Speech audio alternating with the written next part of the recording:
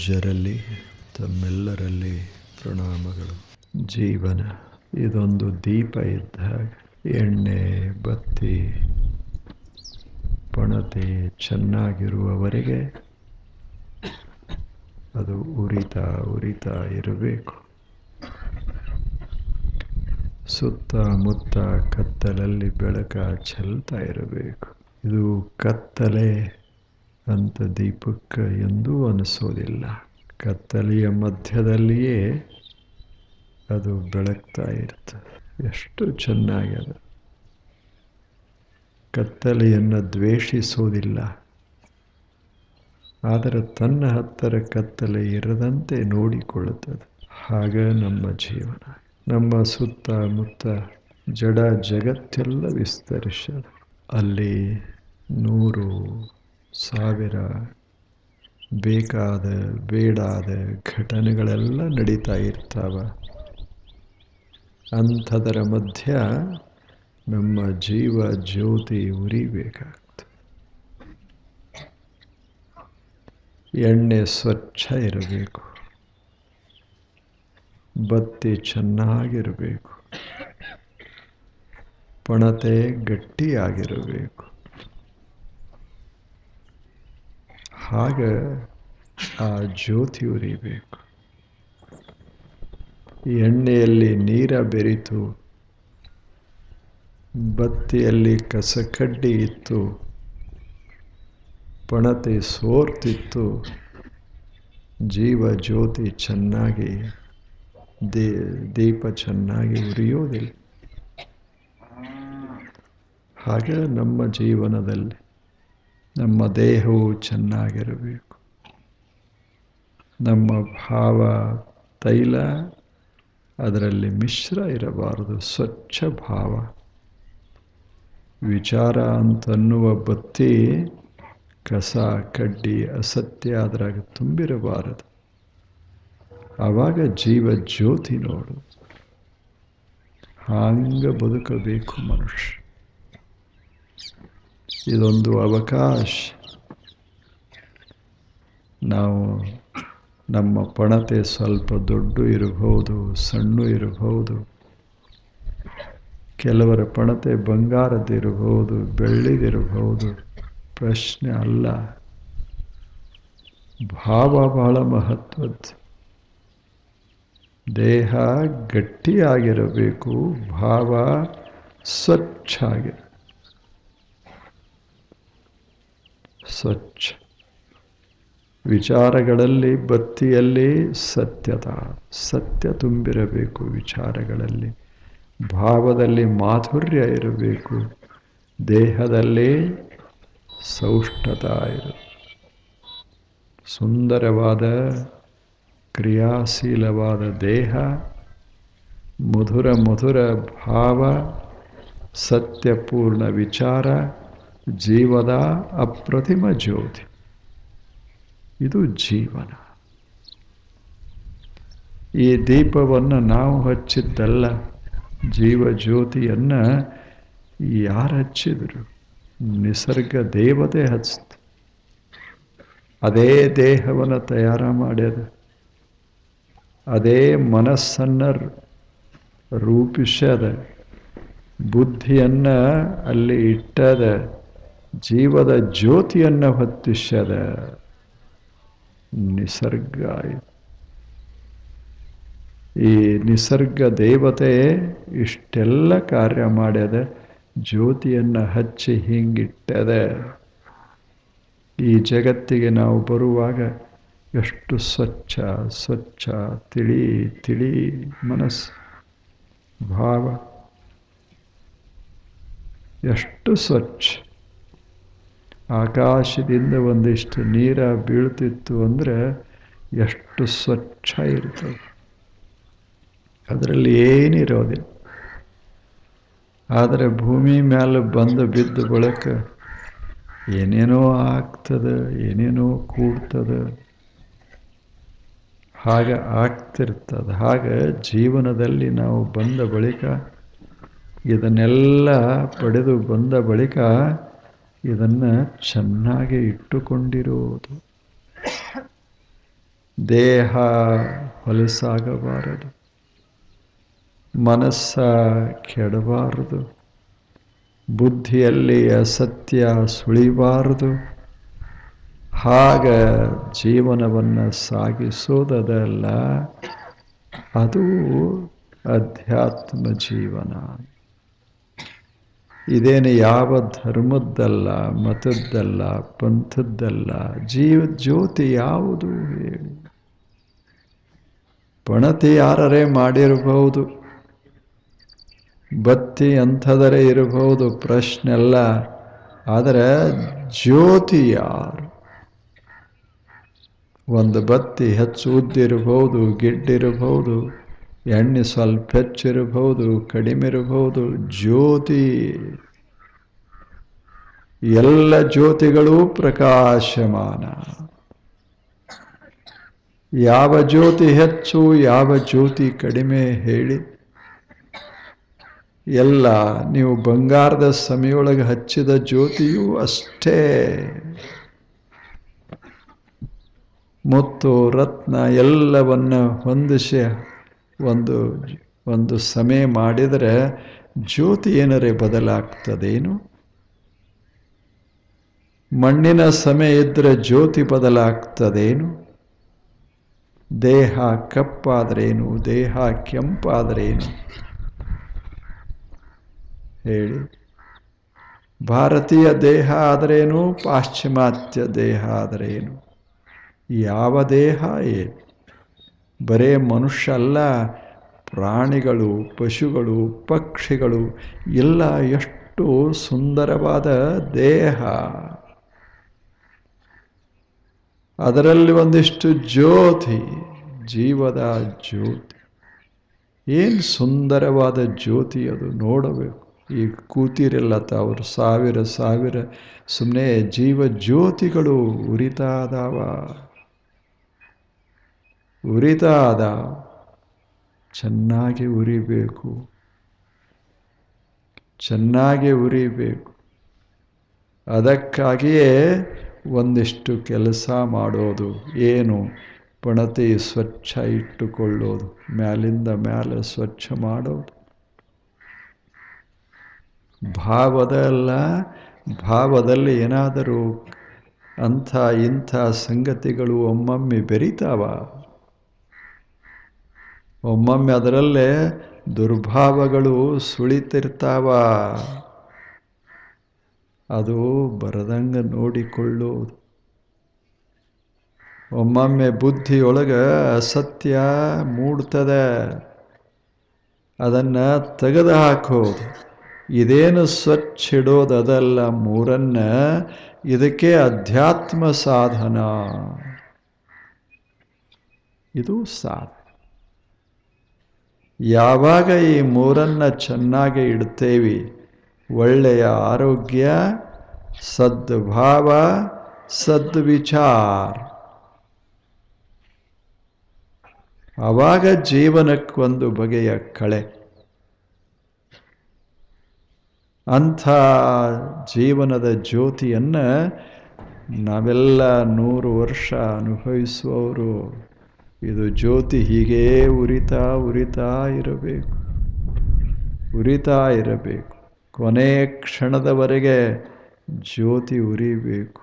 ಸ್ವಚ್ಛಾಗಿ, ಸುಂದರವಾಗಿ ಜೀವನದಲ್ಲಿ ಬೆಳಕ ಬಿದ್ದಿರಬೇಕು.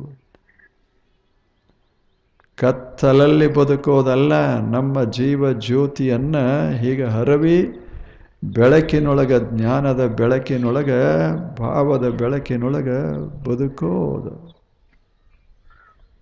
ಆದ್ದರಿಂದಲೇ ಋಷಿಗಳು ಹೇಳಿದರು, ದೇವನೇ ಜ್ಯೋತಿರ್ಗಮಯ ತಮಸೋಮಾಂ ಅಂದಿಲ್ಲ, ತಮಸೋಮಾಂ ಜ್ಯೋತಿರ್ಗಮಯ,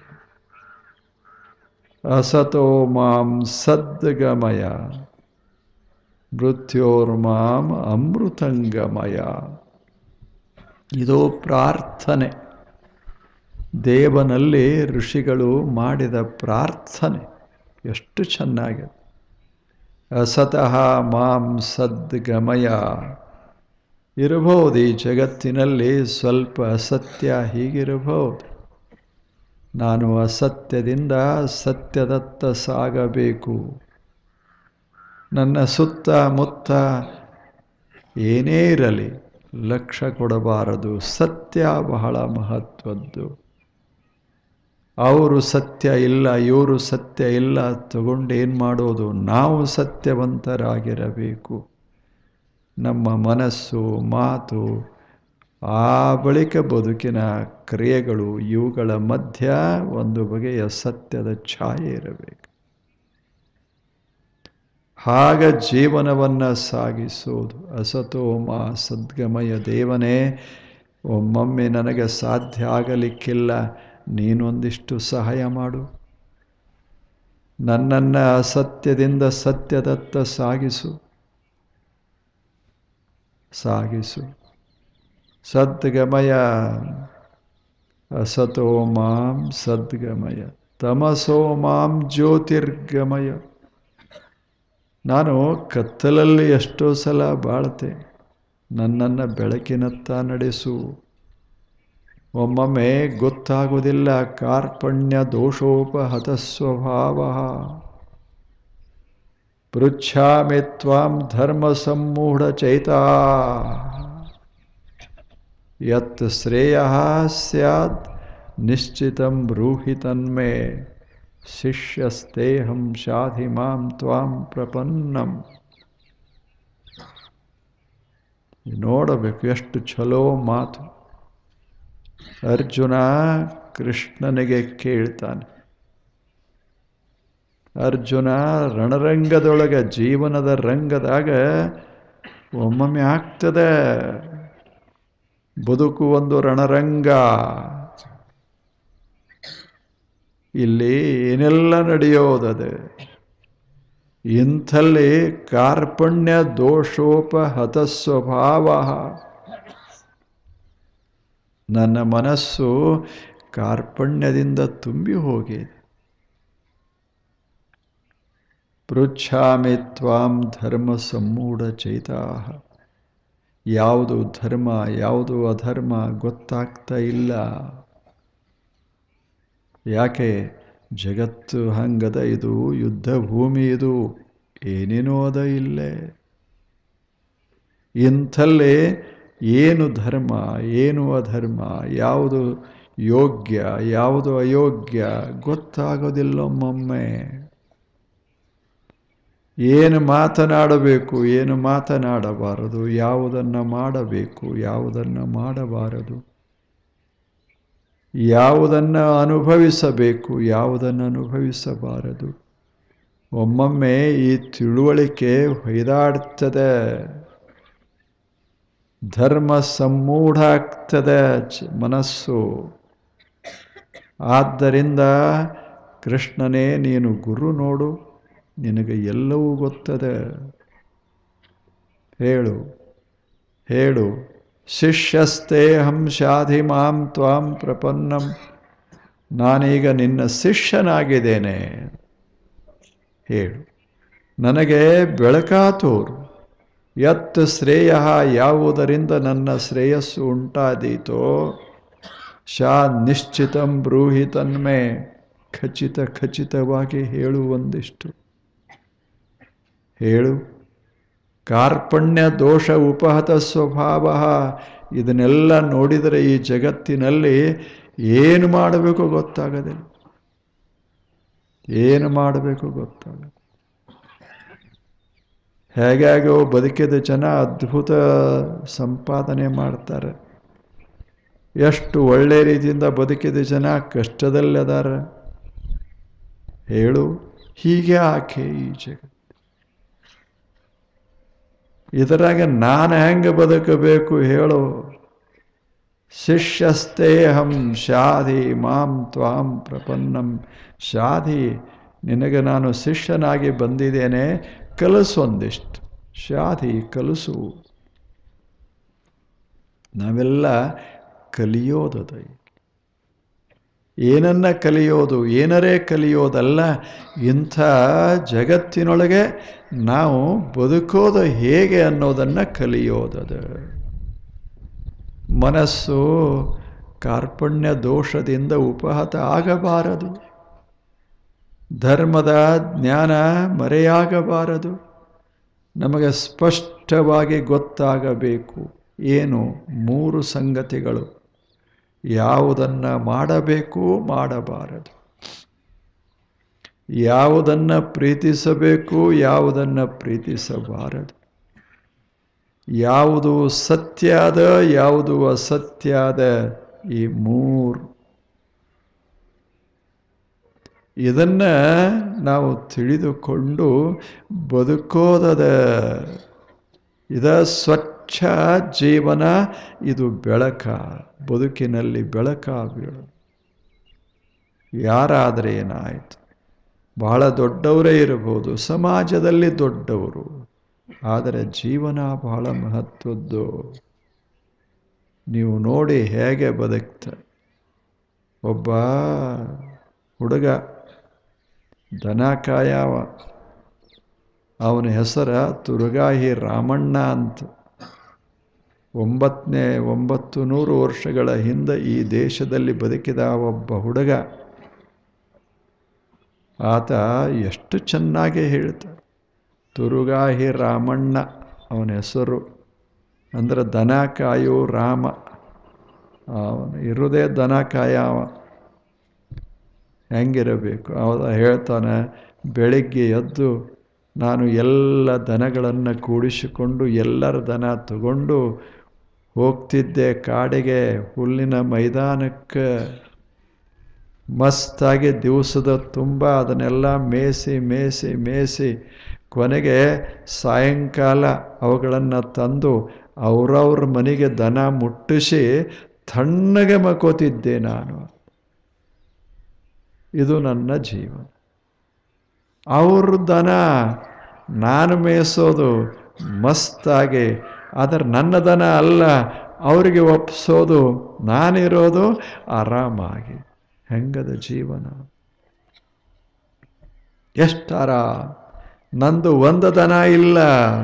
ಎಷ್ಟು ಚಲೋ ಹೇಳ್ತಾನ ಹುಡುಗ. ನಂದು ಒಂದು ದನ ಇಲ್ಲ, ಎಲ್ಲ ಮಂದಿ ದನನೇ. ಆದರೆ ಮೇಯ್ಸವ ನಾನು, ಬೆಳೆಸವ ನಾನು, ಚೆನ್ನಾಗಿ ಇಡವ ನಾನು, ನೀರು ಕುಡಿಸವ ನಾನು, ಓದ ಅವರವ್ರಿಗೆ ಮುಟ್ಟಿಸಿ ತಣ್ಣಗೆ ಮನ್ಯಾಗ ಮಲಗವ ನಾನು. ಹೆಂಗದೆ ನಮ್ಮದು ಹಿಂಗಾಗ್ತದೇನು ಹೇಳಿ? ದನದ ಮಾಲೀಕರಿಗೆ ಹಿಂಗಾಗ್ತದೆ. ಆ ಹುಡುಗ ಹಂಗ ಸ್ವಚ್ಛ. ಎಷ್ಟು ಚೆನ್ನಾಗಿ ಹೇಳಿ.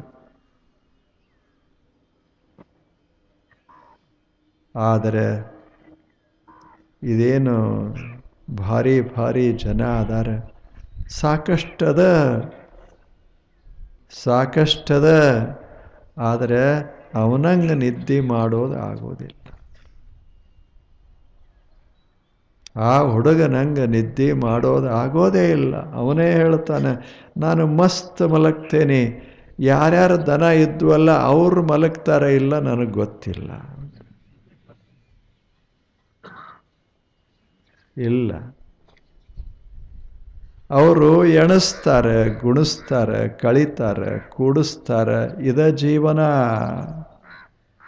ಇಲ್ಲೇನು ಮ್ಯಾಥಮೆಟಿಕ್ಸ್ದಾಗಿಲ್ಲ, ಗಣಿತದಾಗ ಏನದ? ಇವ 4: ಕೂಡಿಸೋದು, ಕಳೆಯೋದು, ಗುಣಿಸೋದು, ಭಾಗಿಸೋದು. ಇಲ್ಲ, ಕೂಡಿಸ್ಕೋತ ಹೋಗೋದು. ಮ್ಯಾಥಮೆಟಿಕ್ಸ್ ಜೀವನ ಅಂದ್ರೆ ಏನು? ಇದು ಗಣಿತ. ಅಧ್ಯಾತ್ಮ ಅಂದರೆ ಗಣಿತ, ಜೀವನ ಅಂದರೆ ಗಣಿತ. ಏನು ಮಾಡ್ತೇವೆ? ಕೆಲವು ವರ್ಷ ಹಂಗೆ ಕೂಡಿಸ್ಕೋತ ಪ್ಲಸ್ ಇಲ್ಲ, x + 1 2 3 4 ಹಿಂಗೆ ಮಾಡ್ಕೋತ ಬರೀ ಕೂಡಿಸ್ಕೋತ ಅಲ್ಲಿಂದ ಕಳ್ಕೋತ ಹೋಗೋದು ಉಣ. ಅಲ್ಲಿಂದ ಕೂಡಿಸಿದ್ದೆಲ್ಲ ಹೋಯಿತು. 1 ಲಕ್ಷ ಬಂದಿತ್ತು, 10 ರೂಪಾಯಿ ಆ ಕಡೆ ಹೋತು, 10 ರೂಪಾಯಿ ಈ ಕಡೆ ಹೋತು, ಅಲ್ಲಿ ಹೋತು, ಇಲ್ಲಿ ಹೋತು, ಎಲ್ಲ ಹೋಯ್ತು. ಅದು ಕಳೆಯೋದು. ಎಲ್ಲಿ ತನಕ ಕಳ್ಯಾಕೆ ಬರ್ತದೆ? ಇರೋ ತನಕ ಕಳ್ಯಾಕೆ ಬರ್ತದೆ. ಶೂನ್ಯನೇ ಆದ ಬಳಿಕ ಇನ್ನೇನು ಕಳೆಯೋದು? ಕೆಲವರು ಗುಣಿಸ್ಕೋತವಾದರು, ತಮ್ಮದು ಸರಿ ಮಂದಿದು ಸರಿ, ಎಲ್ಲ ಕೂಡಿಸ್ಕೋತ ಮಲ್ಟಿಪ್ಲಿಕೇಶನ್ ಮಾಡ್ಕೋತ ಅವ್ರು ಹೋದ್ರು. 10 ರೂಪಾಯಿಗೆ 20, 10 ಮೂರಲೆ 30, 10 ನಾಲ್ಕಲೆ 40. ಏನು ಅದ್ಭುತ! ಅದನ್ನೆಲ್ಲ ಮಾಡಿದರು. ಆ ಬಳಿಕ ಕೆಲವರು ಬಂದರು, ಗುಣ ಭಾಗಾಕಾರ ಮಾಡೋರು ಬಂದರು, ಇದು ನನಗೆ ಕೊಡು, ಇದು ನನಗೆ ಕೊಡು ಅಂತ ವಿಭಾಗ ಮಾಡಿದರು. ಏನು ಮಕ್ಕಳು ವಿಭಾಗ ಮಾಡಿದರು, ಸೊಸೆಯಂದಿರು ವಿಭಾಗ ಮಾಡಿದರು, ಅಣ್ಣತಮ್ಮರ ವಿಭಾಗ ಮಾಡಿದರು. ಎಲ್ಲ ಕಳ್ಕೊಂಡು ಕುಂತ. ಇದೇ ಜೀವನ. ನಾವು ಮಾಡೋದೇನು? ಶ್ರೀಮಂತರೋ ಬಡವರೋ ಇವ ಮಾಡೋದಿಲ್ಲ. ಕೂಡಿಸೋದು, ಎರಡನೇದ್ದು ಕಳೆಯೋದು, ಮೂರನೇದ್ದು ಭಾಗಾಕಾರ. ಕೂಡಿಸೋದು ಸ್ವಲ್ಪ ಸ್ವಲ್ಪ ಬೆಳ್ಕೊತ ಹೋಗುತ್ತೆ. ಭಾಗಾಕಾರ ಇದು ಗುಣಾಕಾರ ಹಂಗಲ್ಲ, ಏಕ್ದಮ್ ಬೆಳೆದು ಏಕ್ದಮ್. ಮೊನ್ನೆ ಏನಿರಲಿಲ್ಲ, ಏನು ಮನೆ, ಏನು ಹೊಲ, ಏನು ಸಂಪತ್ತು, ಏನು ಗಾಡಿ, ಏನು ವಿಮಾನ ಎಲ್ಲ ಬಂದು. ಯಾಕೆ? ಗುಣಾಕಾರ. ಇದು ಗುಣಾಕಾರ. ಕೊನೆಗೆ ಬಾಗಿಲೆ ಭಾಗಾಕಾರ. ಭಾಗಾಕಾರ ಅಂದ್ರೇನು?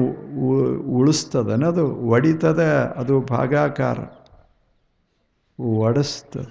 ಮತ್ತೆ ನಾಳೆ ಬನ್ನಿ. ನಮಸ್ಕಾರ.